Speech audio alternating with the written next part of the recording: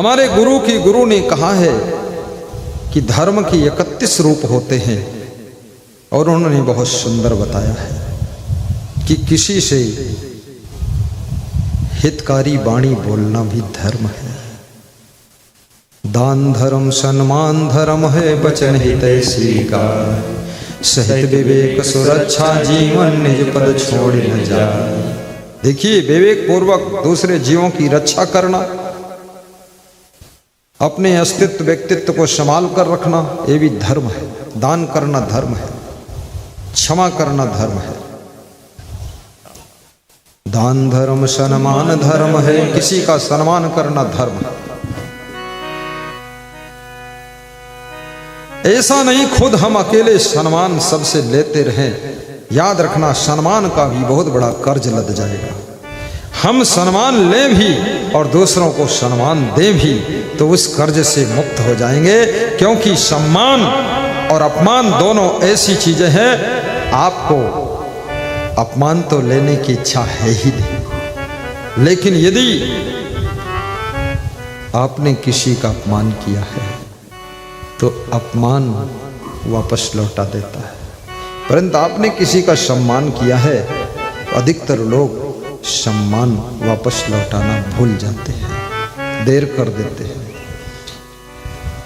अपमान सब लोग लौटा देते हैं और डबल करके लौटाते हैं, कई गुना लौटाते हैं, लेकिन सम्मान सिंगल भी लौटाने में लोग कंजूस हैं। सम्मान को भी लौटाइए। कोई आपका सम्मान कर रहा है, इसका मतलब ये नहीं वो छोटा है ना। वो छोटे व्यक्ति ने आपका सम्मान किया, उसने आपको बड़ा बनाया, तो किसी को बड़ा बनाने वाला आप सोच लो एक मिनट, वो कितना बड़ा होगा जिसने किसी को बड़ा बना दिया है। बिंदु जी नाम के एक कवि हुए हैं, उन्होंने बहुत अच्छी बात कही, एक भजन गाया है, बहुत मार्मिक भजन है। अभी संत लोग गाएंगे, मैं शुरू करूंगा उसको। बिंदु जी ने भगवान कृष्ण से कहा है, हे कृष्ण, तुम्हारी कृपा करने की आदत है, इसलिए ये भक्तों की भीड़ आपके पास में है। अगर तुम कृपा न करते तो कोई आता ही नहीं। बहुत अच्छा गाया है, ध्यान देना। कृपा की न होती जो आदत तुम्हारी।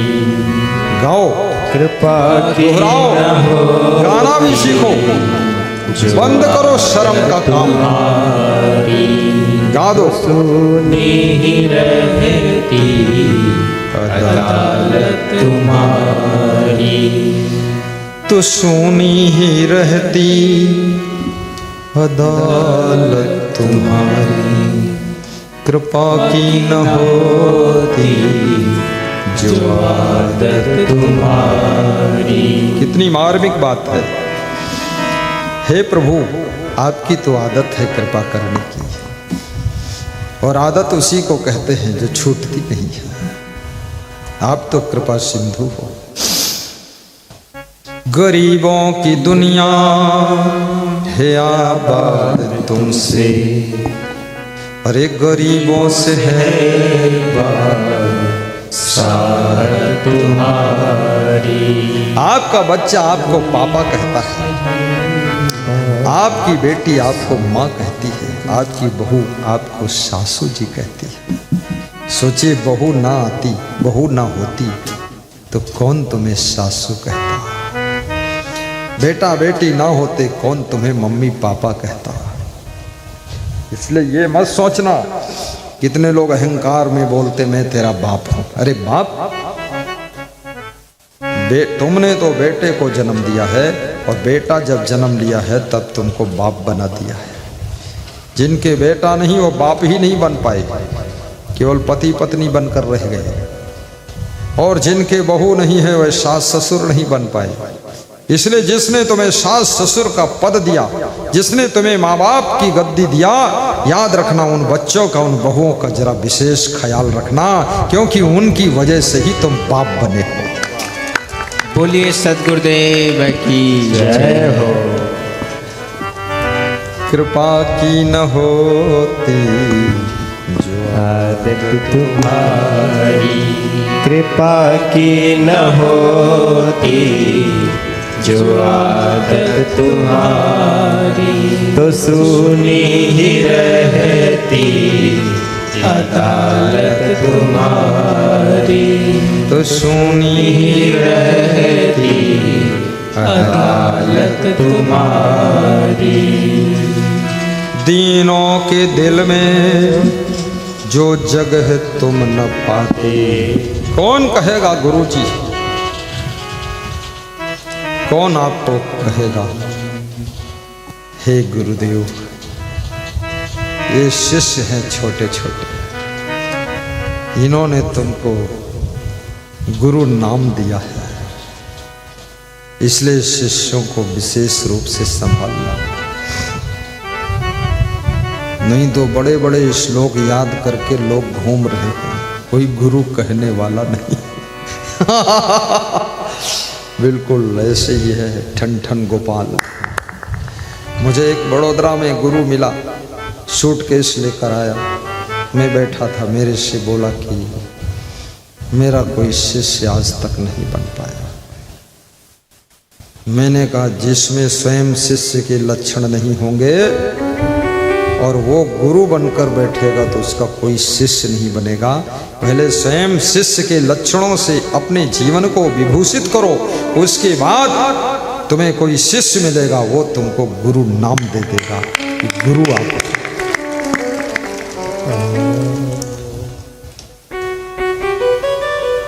और गुरु शब्द छत्तीसगढ़ प्रदेश में इसको गरु भी बोलते हैं, और गरु माने वजन होता है। ये शब्द वजनता का प्रतीक है। ये गुरु शब्द कोई साधारण शब्द नहीं है। गुरु बनने की शौक बहुत लोगों को रहती, मैं गुरु बन जाऊं, लक्षण शिष्य के नहीं और गुरु बनने के लिए खोजली दिमाग में हो रही है। याद रखना, आप गुरु बनने का लालच छोड़ दीजिए, शिष्य बनने की कोशिश शुरू करिए। जिस दिन तुम एक महान शिष्य बन जाओगे, उसी दिन तुम्हारे अंदर ऐसी मानता झलकने लग जाएगी, लोग तुमको भी कहेंगे ये छोटे गुरुजी है, तुम भी गुरुजी हो। चरित्रवान, गुणवान, महान, विचारवान, बुद्धिमान, वैराग्यवान, विवेकवान, इन सब से जो विभूषित है वो गुरु बनता है। ऐसे कोई गुरु नहीं बन जाता है। गुरु बनकर गुरु के पद पर टिके रहना ये भी बहुत कठिन है। कितने लोग गुरु बन गए और घूमने लगे गुरु बनकर, और उधर से ढूंढ कर लाए कोई राधा देवी को। अब एक धर्म पत्नी भी उनके साथ लटक गई। लोगों ने पूछा ये कौन है? बोले ये धर्म पत्नी है। तो तुम कौन? बोले हम धर्म गुरु। तो बीचम कौन? बोले उल्लू शुरू, मूर्ख कहीं का। अरे किसी के आकर्षण में जो ना फंसे, दुनिया का कोई रूप रंग रुपया जिसको आकर्षित ना कर सके, वही गुरु का गुरु होता है, महान होता है। जो छोटे छोटे आकर्षण में फंस गया वो तो चकनाचूर हो जाता है। इसलिए गुरुओं को सावधान होना चाहिए। बोलिए बाल ब्रह्मचारी गुरुदेव की जय हो। मेरे सत्संग में एक बार कुछ संत आए, बोले कि हम आपके सत्संग में इसीलिए नहीं आते हैं कि तुम बेइज्जती कर डालते हो, जब बोलते हो तो पूरा फाड़ देते हो, हमारी इज्जत चली जाती। हमने कहा इज्जत तुम्हारे पास है कि चली जाती है? नंगा ना है, निचोड़े क्या? जब नग्न होकर स्नान कर रहे तो निचोड़ने क्या चिंता? जब इज्जत है ही नहीं तो इज्जत जाने की क्या चिंता? कोई नियम संयम नहीं, फालतू ढोंगा बना घूमता है, ढपोल शंख। किसी प्रकार की कोई आदत ना हो। पर दीनों के दिल में जगह तुम न पाते, तीनों के दिल में जो जगह तुम न पाते। बिंदु जी उलाहना दे रहे हैं, शिकायत कर रहे हैं, हे कृष्ण, ये दीन लोग जो है, ये हम जैसे गरीब भक्तों के दिल में अगर तुमको जगह न मिलती तो तुम्हारी हिफाजत कहाँ होती? दीनों के दिल में जगह तुम न पाते, दीनों के दिल में जगह तुम न पाते, तो किस दिल में होती इबादत तुम्हारी, तो किस दिल में होती इबादत तुम्हारी। ये गुरु पहले आपके दिल में बस जाता है, फिर गुरु की तस्वीर आपके मंदिर में, आपके घर में लगती है। दिल में स्थान है और गुरु एक ऐसा ऊंचाई का व्यक्तित्व है जहां पर भगवान भी हाथ जोड़कर आशीर्वाद लेता है। इसलिए अरे गहरे नत्थु खैरे वगैरह पगैरे लगैरे झगैरे लोगों को जबरदस्ती गुरु बनने की कोशिश नहीं करना चाहिए। कृपया, ये रास्ता बहुत कठिन तपस्या का पथ है, बस सावधान। तुम्हारी ही उल्फत के द्रग बिंदु है, गाइए महाराज। तुम्हारी ही उल्फत के श्री नरेश यादव गंभीर वाले उल्फत माने प्रेम। तुम्हारे प्रेम भाव के ये आंसू, आपकी प्रेम की याद में आंसू ढलक गए हैं, इसलिए ये आंसू भी आपके हैं और मेरे पास कुछ नहीं है। आपके प्रेम के आंसू, यही एक दौलत है मेरी, ये मैं आपको सौंप रहा हूं। तुम्हारी ही उल्फत के द्रग बिंदु है, तुम्हारी ही उल्फत के द्रग बिंदु है, तुम्हें सौंपते हैं अमानत तुम्हारी। कभी कभी आपकी पत्नी आपके कारण रोती है, आपके लिए रोती है, तुम्हारी तुम्हें सौंपते वही आंसू आपके लिए। कभी कभी आपका पति तुम्हारे लिए रोता है, वह आंसुओं की दौलत तुमको समर्पित कर रहा है। और याद रखना, प्रेम का मार्ग आंसुओं का मार्ग है। चाहे संसार में आप प्रेम से रहे, वहां भी कभी कभी आंसुओं से आंखें भर जाती है। आध्यात्मिक क्षेत्र में भी आंसुओं, और भगवान की भक्ति करें तो भी कभी कभी भाव में आंसू भर जाते हैं, नयन सजल हो जाते हैं, हृदय उज्जवल हो जाते हैं, मन निर्मल हो जाते हैं, तो समझ लो भक्ति पूर्ण हो चुकी है। पिघल गया दिल, अब कुछ अहंकार शेष न बचा, नम्रता की नदी उमड़ने लगी, अब तो आनंद ही आनंद बरस रहा है। आनंद ही आनंद बरस रहा, बलिहारी ऐसे सदगुरु की। आनंद ही आनंद बरस रहा, बलिहारी ऐसे सतगुरु की। आनंद ही आनंद बरस रहा, वाह वाह, बलिहारी ऐसे सतगुरु की। बलिहारी ऐसे सतगुरु की, बलिहारी ऐसे सतगुरु की। धन्य भाग्य हमारे आज हुए, धन्य भाग्य हमारे आज हुए, शुभ दर्शन ऐसे सतगुरु की।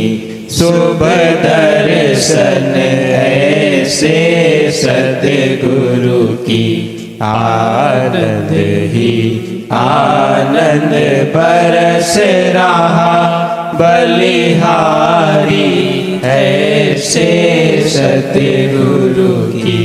आनंद ही आनंद बरस रहा, बलिहारी ऐसे सतगुरु की आनंद ही आनंद बरस रहा बलिहारी ऐसे सतगुरु की।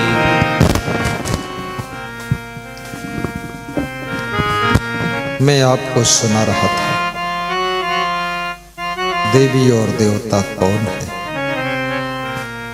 दानम दमश्च यज्ञ स्वाध्याय तप आर्जन, जो स्वाध्याय करता, जिसके जीवन में तप है। तप किसे कहते हैं?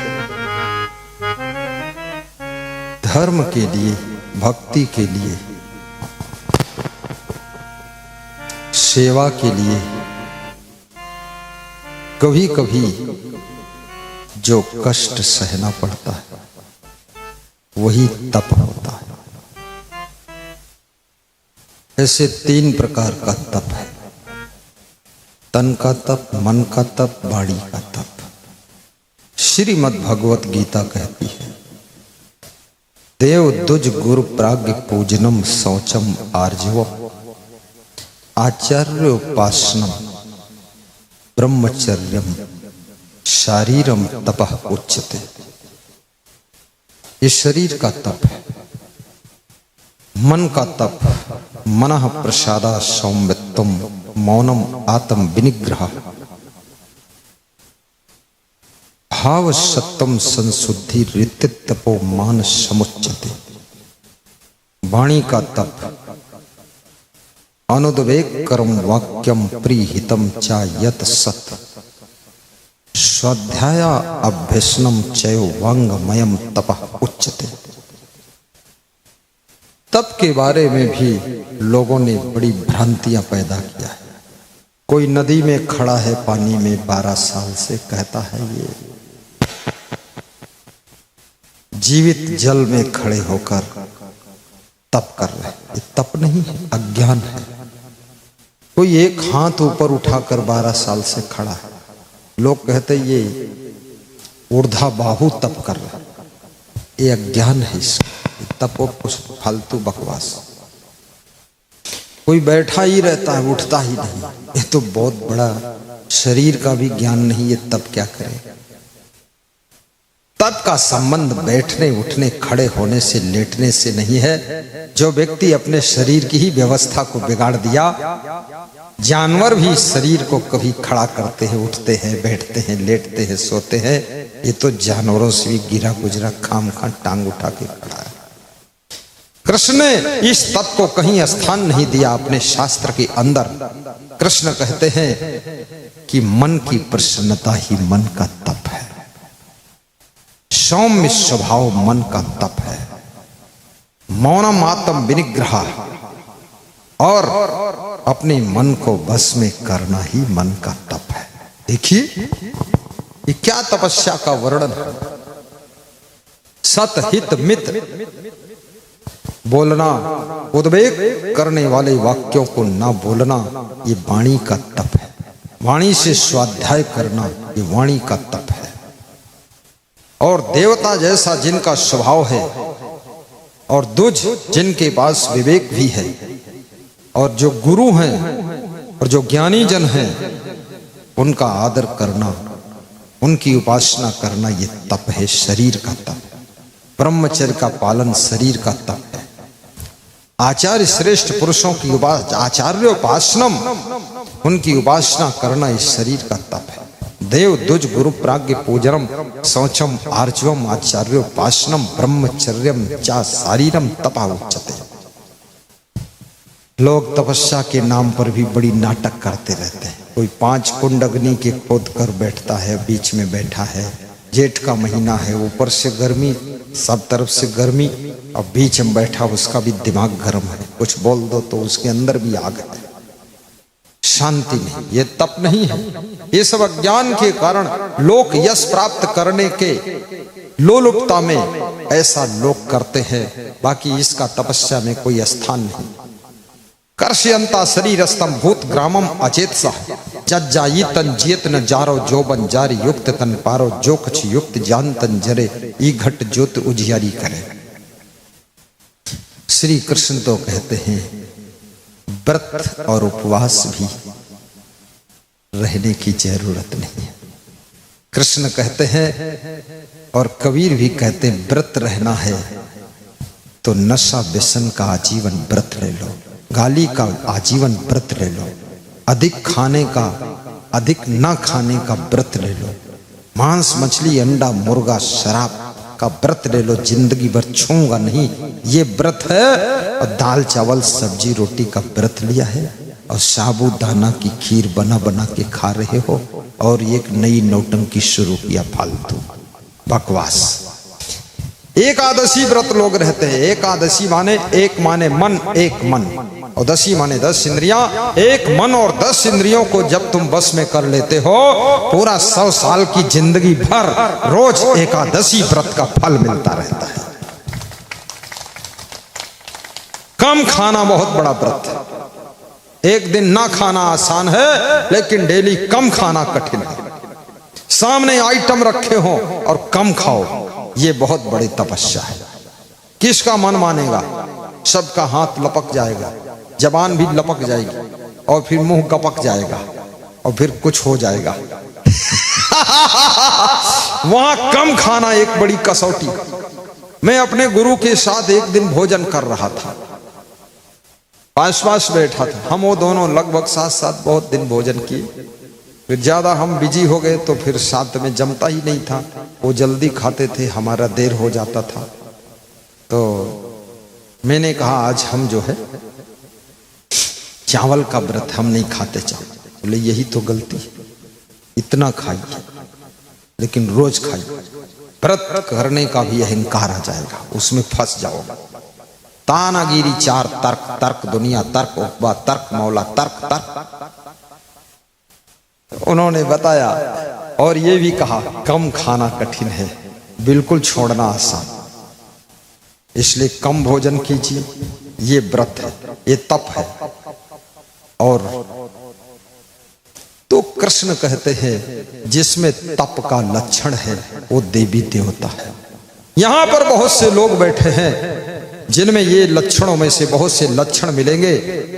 वो लोग देवी देवता के रूप हैं। इन्हीं देवी देवता के बारे में हमारे हिंदू धर्म में कहा गया 33 करोड़ देवी देवता हैं। कोई और नहीं है, आप जैसे लोगों में से ही, आप जैसे नर नारियों में से ही 33 करोड़ देवी देवता चुने जाते हैं। वही देवी देवता है। और कौन देवी देवता? कोई नाम की लिस्ट दे दे 33 करोड़ देवी देवता के, बताओ कहां लिखे? इतने 33 करोड़ नाम की लिस्ट बड़ा मुश्किल काम। यही है कृष्ण कहते हैं अहिंसा सत्यम अक्रोधा त्यागा शांति अपैशनम। जो अहिंसा धर्म का पालन करता है, क्रोध को काबू रहता है, सत्य के मार्ग पर चलता है और त्याग के पथ को चुनता है और शांति से रहता है, वही सबसे बड़ा देवी देवता है। दया भूते स्वालोलोक्तम मार्दवम ही हुआ चापलम। जिसके अंदर दया है और जो कभी लालच नहीं करता है, जो मर्यादा से जीवन जीता है, वो देवी देवता है। जो मर्यादा का उल्लंघन करे वो देवी देवता नहीं है, वही तो राक्षस है, वही सुपर्णखा है। फिर भवंत संपदम, कृष्ण कहते हैं अर्जुन वो भी देवी देवता है जो बड़ा है लेकिन बड़े होने का अभिमान नहीं है। नातिमानिता, जो पूज्य होते हुए भी पूज्यता का अभिमान नहीं करता है, वो देवी देवता की श्रेणी में आता है और उसको देवी देवता समझकर आदर करना चाहिए, प्रेम के फूल चढ़ाना चाहिए। देवी देवता। तो फिर पूछा दैत्यों के क्या लक्षण है? अर्जुन बहुत प्रश्न पूछा। कृष्ण कहते दंभो दर्पोभिमानश्च क्रोधा पारुष्यमेव च अज्ञानमच अभिजातस्य पार्थ संपदम आश्री। अर्जुन जो दंभ करता है, घमंड करता है, अभिमान करता है, क्रोध करता है, दंभो दर्पोभिमानश्च क्रोधा पारुष्यमेव च, जो गाली बकता है, जो बहुत कठोर बोलता है, जो अज्ञानी है, वही राक्षस है, वही दैत्य है।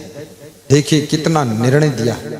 लोग श्रीमद् भगवत गीता पढ़ते वो सोचते महाभारत युद्ध में, अरे तुम्हारी जिंदगी में ही महाभारत युद्ध चल रहा है, अपने जीवन में ही सब संभलना है।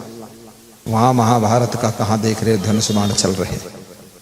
आपका जीवन ही महाभारत है। अर्जुन वह है जो अच्छे अच्छे गुणों को जीवन भर अर्जित करता है, वो अर्जुन है, याद रखना। और धृतराष्ट्र वह है जो अज्ञानता बस अंधा हुआ है, धृतराष्ट्र है। दुर्योधन अहंकार का रूप है, याद रखना। हमेशा अहंकार से ही युद्ध होता है भक्त का। अर्जुन और दुर्योधन का युद्ध ये अहंकार से युद्ध हो रहा है। आप सबका जीवन मंगलमय हो, आप सुखी रहे। जिन प्रश्नों को मैंने आपके बीच में प्रस्तुत किया था वे सब अधूरे पड़े हुए हैं। आइए वहां पर अब हम चल देते हैं। बहुत लंबी व्याख्या इधर 1.5 घंटे की लगभग हो चुकी है। मैंने प्रश्न पहला किया था कि मनुष्य के मन की बीमारी सबसे बड़ी कौन सी है? नास्त काम समो व्याधि। कृष्ण नीतिकार कहता है कामना से बड़ा कोई रोग नहीं। ये बहुत बड़ा रोग है कामना, निष्काम ना हो पाना, हमेशा कामनाओं के जाल में उलझे रहना। इसलिए निष्काम कार्य करना भी सीखो। अपने कर्तव्य का पालन कर दो, फल का इंतजार करते रहो, चिंता कोई नहीं। जो भी फल आएगा संतुष्ट रहिए। कामना सबसे बड़ा रोग है। नास्त मोह सम रिपुः, और मोह से बड़ा तुम्हारा कोई शत्रु नहीं। मोह ही तुमको रुलाता है, मोह ही बांधता है, मोह ही दुखाता है, मोह ही चिंता देता है, मोह ही टेंशन देता है। मोह के अलावा लोहे की जंजीर में तुम नहीं बंधे हो, मोह की रस्सी में बंधे हुए हो। और ये मोह सबसे बड़ा दुख देता है, ये शत्रु है। कौन कहता है तुमसे कि तुम हमसे मोह करो? कौन कहता है बेटा दे पापा हमसे मोह करो? कोई नहीं बेटा कहता पापा मोह करो। तुम जबरदस्ती मोह करते हो। बिना मोह किए भी उसके कर्तव्यों का पालन कर सकते हो, हित कर सकते हो, अपने कर्तव्य को निभा सकते हो। जितना ज्यादा ममता करोगे उतना ज्यादा अशांति तुमको मिलती चली जाएगी। अपना धर्म निभाइए। कौन बहू कहती सासू से कि हमारा मोह करो? मैं आ रहा था तो हवाई अड्डे पर देख रहा था दिल्ली में, बहुत मजेदार घटना थी मेरे पास। एक सासू बैठी थी और 2 बहुएं बैठी थी। उसी की बहुएं थी, मैं तो दूर था। आइडिया शास्त्र से काम किया मैंने। तो सासू कुछ हाथ से लेकर अपनी बड़ी बहू को दे रही थी और बड़ी बहू नहीं ले रही थी खाने के लिए। तो सासू छोटी बहू को नहीं दे रही थी और दोनों आपस में कुछ खाती थी और हंसती थी और बात करती थी। सासू उदास बैठी थी। पास में एक ही सीट पर बैठे थे, हवाई अड्डे पर वेटिंग कर रहे थे। तो मैंने सोचा ये सासू बहुत मूर्ख है, ये खाम खा इन दोनों बहुओं के लफड़े फंसी हुई है, इनसे ममता क्यों करती है? अरे तू अकेले बैठकर मुस्कुराना सीख ले, अकेले बैठकर हंसना सीख ले। बहू के लफड़े में अपनी शांति को भंग मत कर। अपनी जिंदगी में तो सुख का रंग बरसना चाहिए, बहू सहू के लफड़े की जरूरत है। खाम खाम उसको दे रही, हमको देती हम लपक के ले लेते सब। हाँ लाओ इधर हमें दो, क्या है चना चबेना। अब वो ऐठुई बहू है, लेती नहीं है, अलग मुंह करती है। तू क्यों चक्कर में फंसी हुई? वो मोबाइल से खुसर फुसर कुछ बात कर रही है। सासू पड़ोस में चुपचाप बैठी हुई है, उसको कोई ध्यान नहीं है। ये सासुएं भी ज्यादा मोह करके ही दुखी होती हैं। ममता से पार हो जाइए, बस ठीक है जो मेरा कर्तव्य पूरा कर दे। उसके किसी के भाग्य का निर्माण आप नहीं कर सकते हैं, आप भगवान नहीं बन सकते हैं, आप इंसान हैं, आप माँ बाप हैं, आप सास ससुर हैं। अपना कर्तव्य निभा दीजिए, ज्यादा किसी के पचड़े में मत फंसिए, अन्यथा तुम्हारा सुख सब नष्ट हो जाएगा। साहिब बनते मोह सकल व्याधिनी कर गाओ गाओ सकल क्या बात है, पंडाल फुल है, सत्संग बिल्कुल है, पंडाल फुल है। रितेश, पवन, तुम्हारी बलिहारी है अरुण जी। वो कहाँ गया मुखिया घनश्याम दास? बुलाओ इसको, फोन करो। अरे इसको ज्ञान से डुबा दूं क्या करूं? हाँ बुला लो। मुखिया आनंद आ रहा, खड़े हो मुखिया तुम, इधर देखो, सबको नमस्कार करो। सरिता खड़ी हो जाओ तुम भी, इनकी पत्नी कहाँ है? हाँ सबको नमस्कार करो। सरिता बहुत समझदार मर्यादित स्त्री। कुछ लोग बैठे थे, मैंने कहा सरिता देवी बैठो, तो ऐसे हाथ किया, नहीं हम सबके साथ नहीं बैठते। ये मर्यादा, बैठिए। आपको इसलिए दिखा रहा हूं कि आपकी मेहनत साफ। रितेश वहां क्या कर रहे हो? खड़े हो ना, इधर आओ, पाँव छुओ गुरु जी के। ये बच्चा गुरु का दीवाना है। मैंने इनसे पूछा तुम कैसे जुड़े गुरु से? कहा कोरोना जब आया तो लॉकडाउन में हम फ्री थे तो नदी तरफ जाते थे, वहां बैठते थे, आपका प्रवचन सुनते सुनते सुनते सुनते इतना मुग्ध हो गए आपसे कि फिर आपको ढूंढने लगे। ढूंढते ढूंढते आपको मिले, फिर आपके साथ 6 महीना रहे हम। ये 6 महीना हमारे साथ रहे, पौध सेवा के। सब मैनेजमेंट मेरा बहुत फास्ट आता। और फिर आशीर्वाद लेकर के घर आए तो इनके घर की स्थिति मैंने देखा तो मैंने इनको आज्ञा दिया, आशीर्वाद दिया कि तुम घर जाओ। अभी बहन का विवाह शेष है और तुम्हारी माँ दुखी हो जाती है, उसको डर लगता कहीं ये साधु न हो जाए, तो तुम जाइए, माँ को भी थोड़ा सुखी करिए और घर की व्यवस्था देख लीजिए।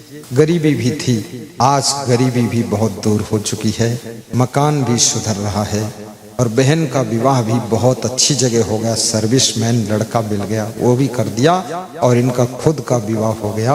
अब सारे काम खत्म, अब बस मेरा प्रोग्राम होता रहेगा, यही होना। मेहनत बहुत करते, present of mind fast mind है, सब बहुत मेहनत करते। जैसे हम इनको मानते हमको भी बहुत मानते। जाओ बैठो।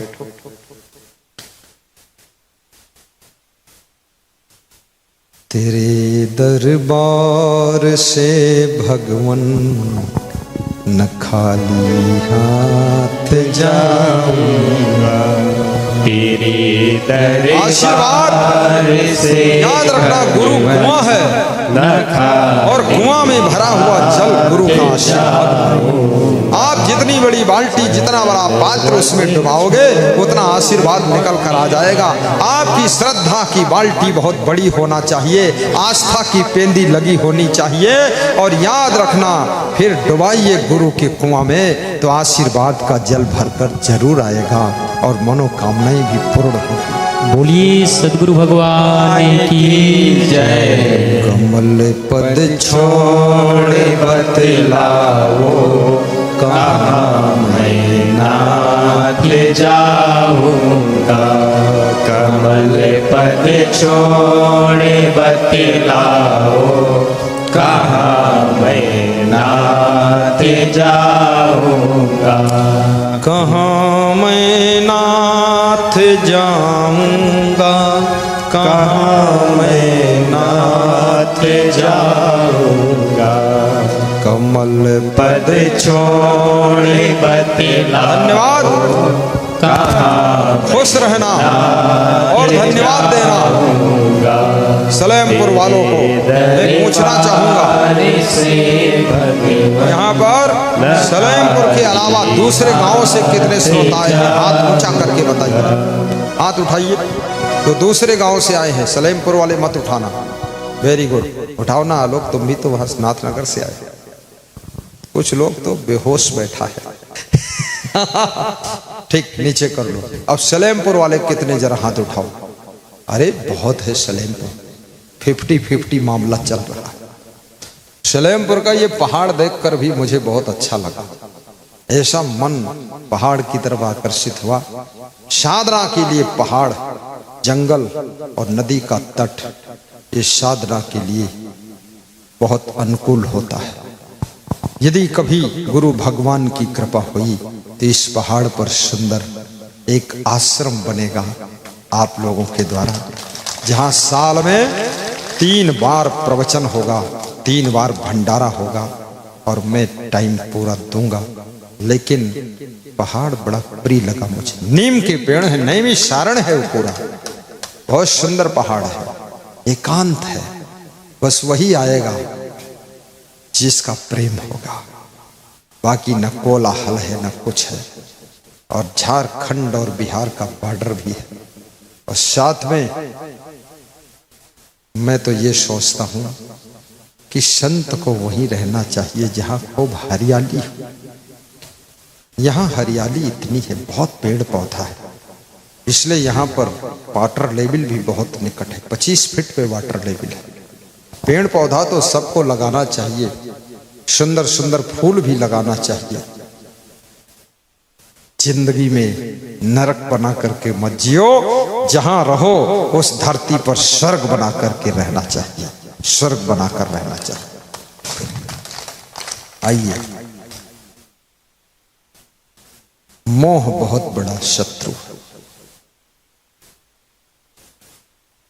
सबसे बड़ी आग कौन सी है जो आपकी सुख शांति को जलाती है? नास्ति कोप समो वहिनी, क्रोध से बड़ी कोई आग नहीं। क्रोध जल से पतला कौन है, कौन भूमि से भारी, कौन अग्नि से तेज है, कौन काजल से काली। जल से पतला ज्ञान है, पाप भूमि से भारी, क्रोध अग्नि से तेज है, कलंक काजल से काली। श्याम पिया मोरी रंग दे चुनरिया, श्याम पिया मोरी रंग दे चुनरिया, रंग दे चुनरिया, रंग दे चुनरिया, श्याम पिया मोरी रंग दे चुनरिया, श्याम पिया मोरी रंग दे चुनरिया। ऐसा रंग दे रंग नाही छूटे, ऐसा रंग दे रंग नाही छूटे, धोबिया धोए चाहे चारी उमरिया, श्याम पिया मोरी रंग दे चुनरिया। बोलो मैं ही भगवान की जय, मैं ही महाराज, मैं ही परमहंस, मैं ही जी परमहंस, ऐसा बोलते हैं। कबीर साहब की जय। बहुत अच्छा लगा। संत मत में एक अच्छाई लगी, वो लोग ज्यादा भेदभाव कुछ नहीं रखते हैं। जो संत आता है, अच्छा संत है, उससे प्रेम करते हैं। ये संत मत की बलिहारी। कोप्पा घाट में इसका सेंटर है। हरिनंदन बाबा इसके प्रमुख हैं। अभी अस्वस्थ चल रहे हैं। गत वर्ष में कोप्पा घाट में उनके दर्शन के लिए गया था।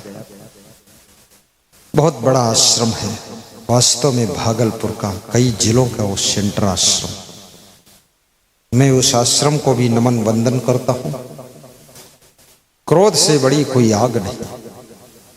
क्रोध को कंट्रोल करना, याद रखना, जिनका क्रोध काबू नहीं वह लोग संसार में सफल नहीं होते।